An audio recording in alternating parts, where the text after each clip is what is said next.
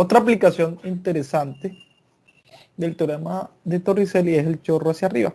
Entonces, si nosotros vemos aquí el agua, pues va a tener un chorro hacia arriba. ¿Listo? Bueno, se puede aplicar, bueno, ya se ha aplicado la conservación de energía en 1 y en el punto 2 aquí en el orificio. Y se ha demostrado que si el punto 1 está expuesto a la atmósfera, ¿listo?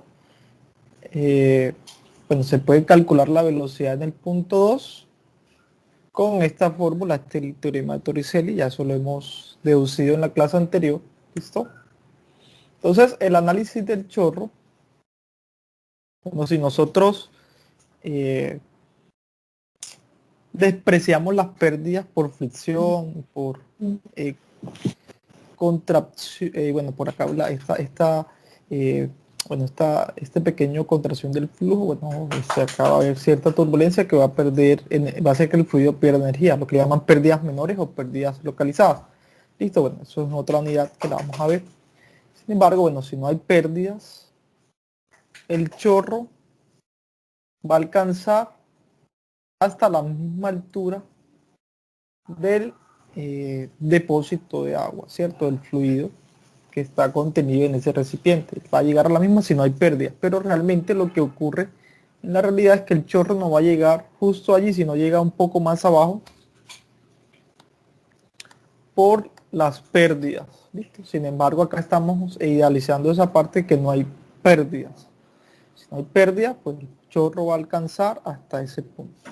Listo, y ahí va a ser, pues, bueno, la velocidad va a ser acá, a tender a cero. El cuerpo ya, ese fluido va a tener velocidad cero y pues bueno, va a caer como un chorro también, va como una caída libre, pues, ¿cierto? En ese punto máximo.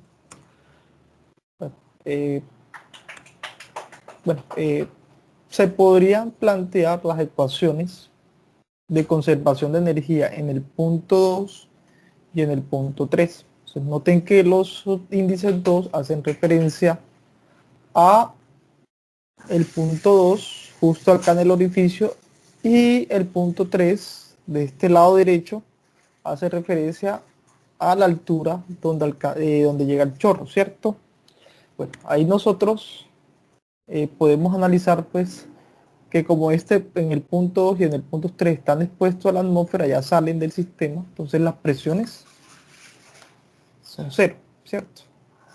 Si vamos a trabajar, recuerden que para trabajar con estas o de esta igualdad, las presiones tienen que estar, pues o sea, tiene que ser el mismo tipo de presión. Por ejemplo, si acá vamos a trabajar con manométricas, en la presión 2 y la 3 tienen que ser ambas manométricas. ¿Listo? Entonces, como las manométricas se hacen cero ambas, pues sí se simplifica un poco más la ecuación. ¿Listo? Bueno, de acá nosotros despejamos esta velocidad en 3. Listo, este Z3 que está sumando pasaría al otro lado a restar, como ven aquí. Pasaría a restar a velocidad al cuadrado sobre 2G más Z2. Este término, entonces este Z3 que está sumando a velocidad 3 pasa a restar. Y ya despejando velocidad en 3, más o menos sería de esta forma. Este 2G que está dividiendo pasaría a multiplicar a todo este término. Y ahí vemos las 2G multiplicando. Y este cuadrado pasaría a raíz, como ya hemos visto, ¿cierto? Listo. Aquí, este 2G, bueno, acá hay un producto, el 2G va a multiplicar a este término y va a multiplicar a este término. Entonces, si este primer término va al cuadrado sobre 2G multiplicado por 2G, 2G con 2G se cancelaría y me quedaría velocidad al cuadrado. Y por su parte, Z2, bueno, Z3 va a quedar multiplicado por 2G. ¿Listo? Entonces noten que esta velocidad en 2, listo, la velocidad en 2 acá justo en este punto,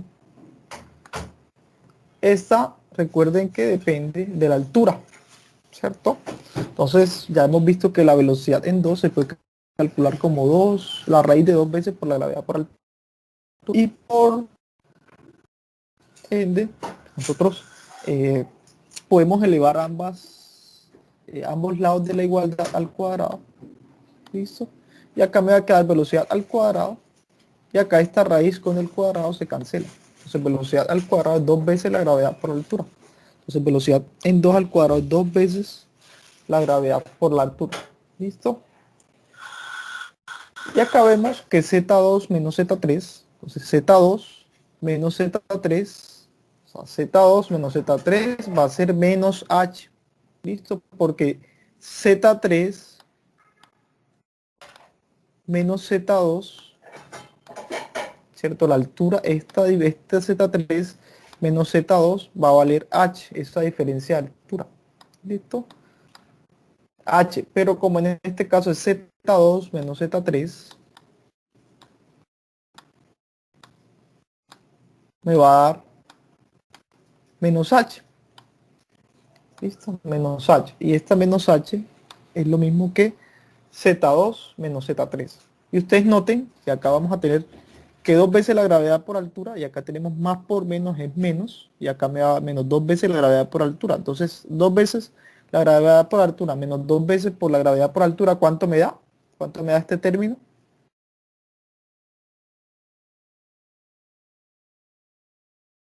¿Cuánto daría eso? Cero, profe. Cero, claro que sí, porque Cero son la misma. porque uno tiene menos y el otro más. Exactamente, y tienen las mismas cantidades, los mismos coeficientes y tienen las mismas, o sea, se pueden sumar porque gravedad por altura y gravedad por altura se suman, y pues son el mismo término, y 2 menos 2 es cero. Listo, y raíz de cero es cero. Entonces, por lo tanto, ahí se ha demostrado que la velocidad en este punto va a ser cero. ¿Listo?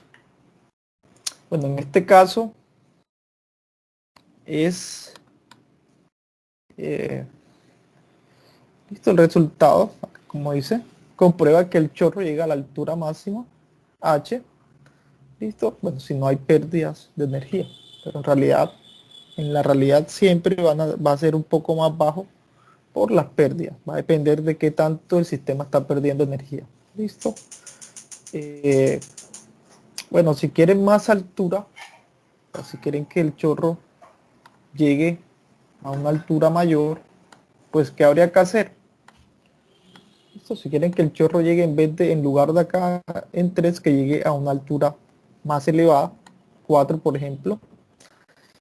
Entonces, ¿qué se requiere allí? Se requiere que presuricemos, o acá le presuricemos esto, pues nos va a requerir mucha presión.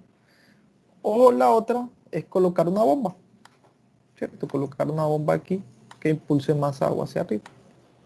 ¿Listo? Que donde se le suministre más energía al fluido para que pueda subir más. ¿Listo? Eso es lo que eh, se puede hacer. Listo, bueno, eh, todavía aquí siempre que me salgo, ahí logras ver la diapositiva. Sí, profe.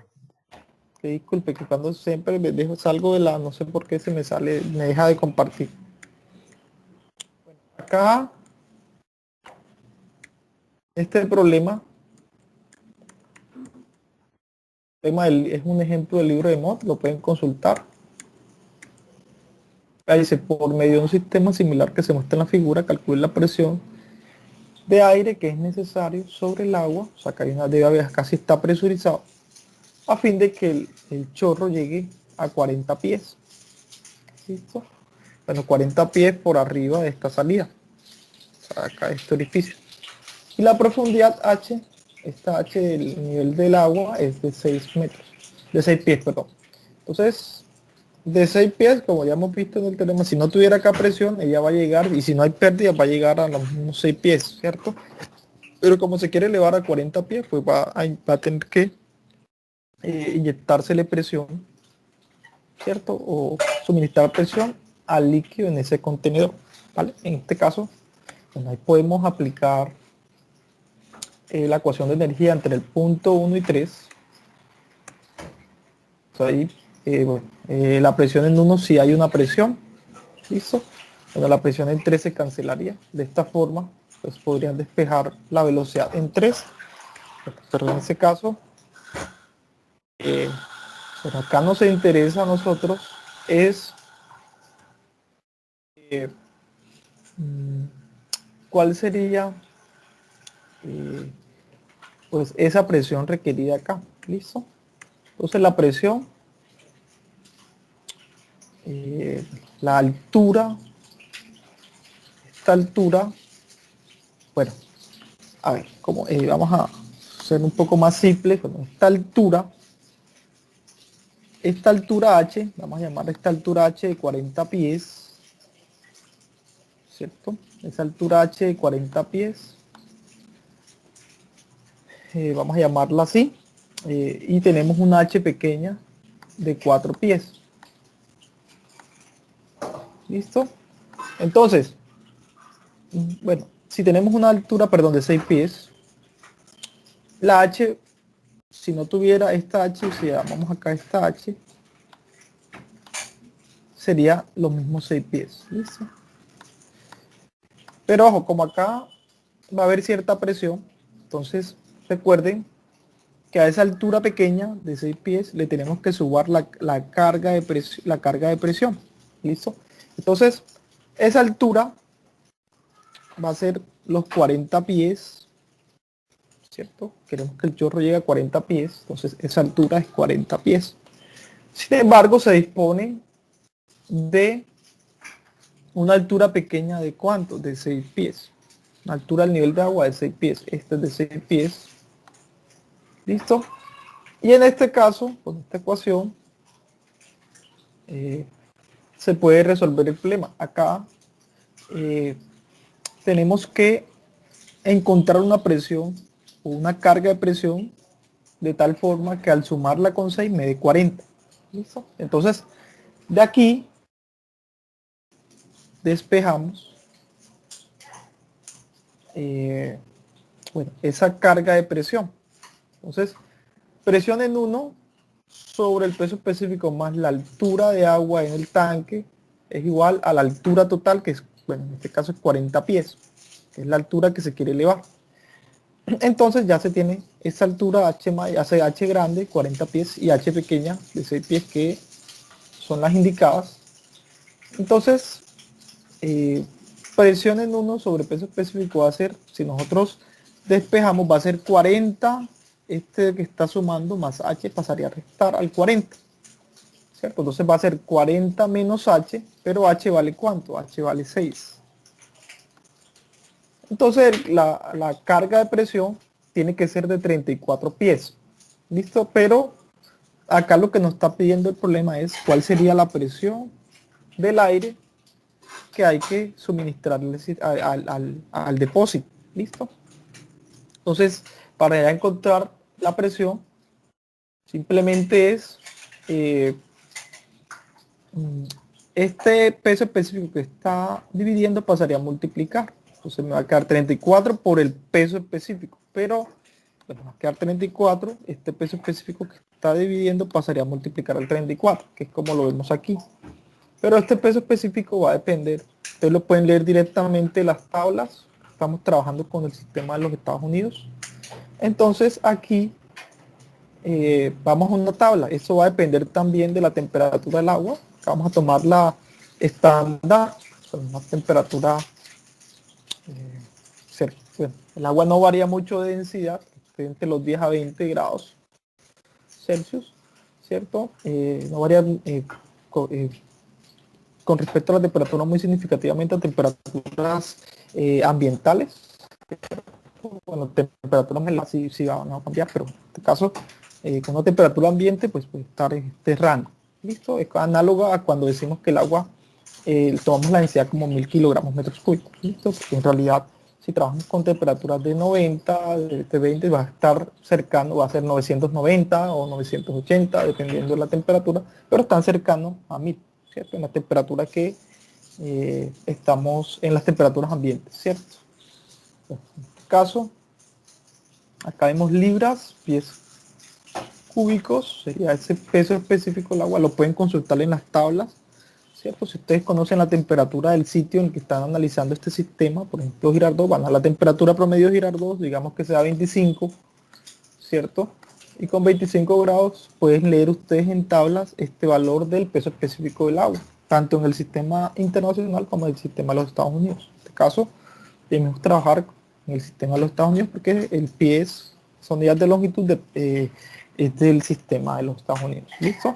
Bueno, acá, si ustedes notan acá libras, acá me va a quedar libras sobre pie cuadrado, ¿cierto? Pies sobre pies a la 3 me va a quedar libras sobre pie a la 2.